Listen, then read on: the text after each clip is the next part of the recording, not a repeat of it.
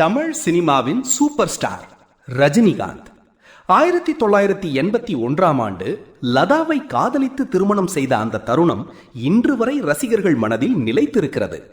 ஆனால் அந்த திருமணத்தை சுற்றி நடந்த ஒரு சம்பவம் இன்றும் பேசப்படும் விஷயம்.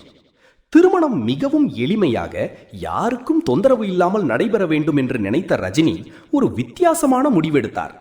பத்திரிகையாளர்களை தனது வீட்டுக்கு அழைத்து விருந்து வைத்தார்.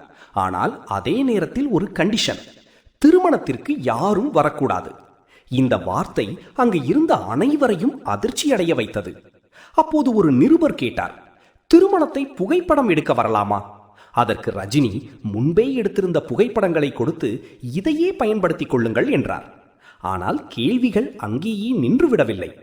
மீறி வந்தால் என்ன செய்வீர்கள் என்ற கேள்வி. அந்த நேரத்தில் சற்று கோபமடைந்த ரஜினி உதைப்பேன் என்று பதிலளித்தார். இந்த ஒரு வார்த்தை அங்கு இருந்த மூத்த பத்திரிகையாளர்களிடையே சலசலப்பை ஏற்படுத்தியது.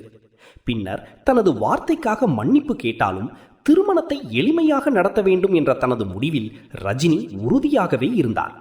அதிகாலை 3:30 மணிக்கு திருப்பதி ஏழுமலையான் கோவிலில் மிக எளிமையாக நடந்தது அந்த திருமணம். எச்சரிக்கையை மீறி வந்த சில புகைப்பட கலைஞர்களை பார்த்ததும் ரஜினி கோபமடைந்தார்.